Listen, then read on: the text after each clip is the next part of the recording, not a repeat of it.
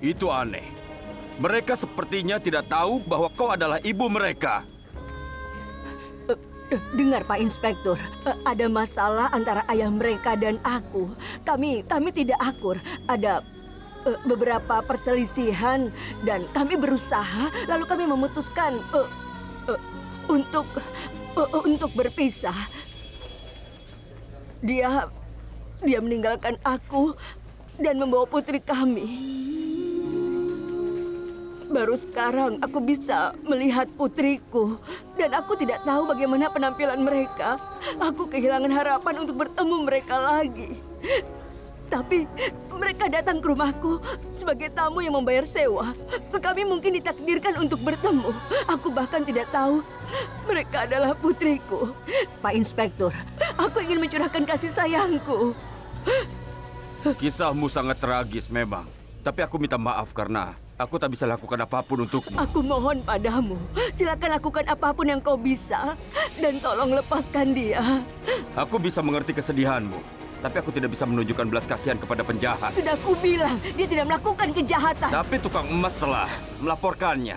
Dan dia akan dihadirkan di pengadilan besok. Kau bisa menemuinya di pengadilan dan menjamin pembebasannya.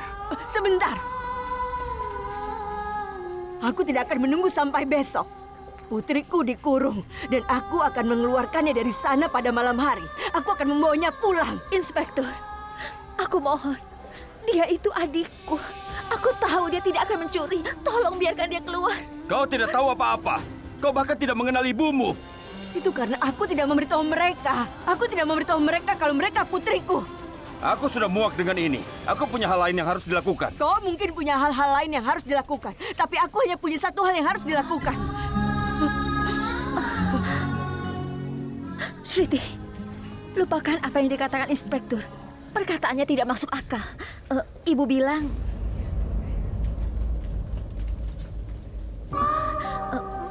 Nyonya Aurora bilang dia akan melakukan sesuatu. Aku yakin dia akan melakukan yang terbaik. Dia menelpon bintang rock Abi. Dan Abi adalah orang yang berpengaruh. Dia pasti akan membantu kita. Aku di sini bersamamu.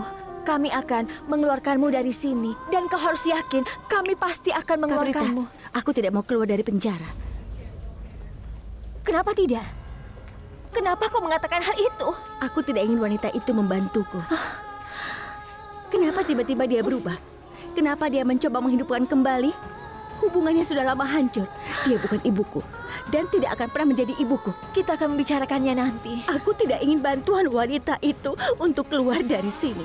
Bahkan kalau aku diadili dan membusuk di penjara, tidak ada bedanya bagiku. Tapi aku tidak ingin berhutang budi pada wanita itu. Kau tahu kan, kalau aku ini orang yang keras kepala.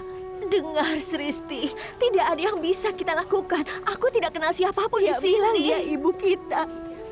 Di mana dia saat kita membutuhkannya? Di mana dia ketika aku terluka dulu? Ketika aku dulu merasa takut di malam hari? Ketika teman-teman kita menggoda kita karena tidak memiliki seorang ibu? Di mana dia? Caprita, kau adalah keluargaku. Kau adalah ibuku, ayahku, dan juga segalanya. Kau dapat mengambil bantuan orang lain, tapi jangan meminta bantuannya. Aku tidak bisa berhutang budi kepadanya, Caprita. Wanita itu bukan ibuku, dan dia tidak akan pernah menjadi ibuku. Bantuan siapa yang kau cari? Sriti, aku...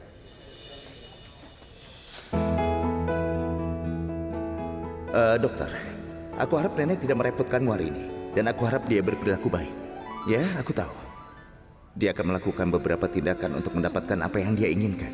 Aku juga tahu bahwa dia menciptakan masalah baru untukmu setiap saat. Tapi kau menangani semuanya dengan banyak kesabaran dan bertekad untuk menyembuhkannya.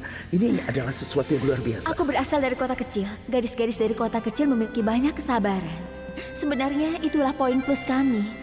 Kami menunggu dengan sabar sampai impian kami menjadi kenyataan dan menemukan solusi untuk masalah kami. Tolong jangan khawatirkan aku. Aku memiliki banyak kesabaran. Dokter, nenekku tidak tahan berada bersama dokter lebih dari 5 menit. Kasihanilah pasienmu, dan itulah alasan dibalik kesuksesanmu.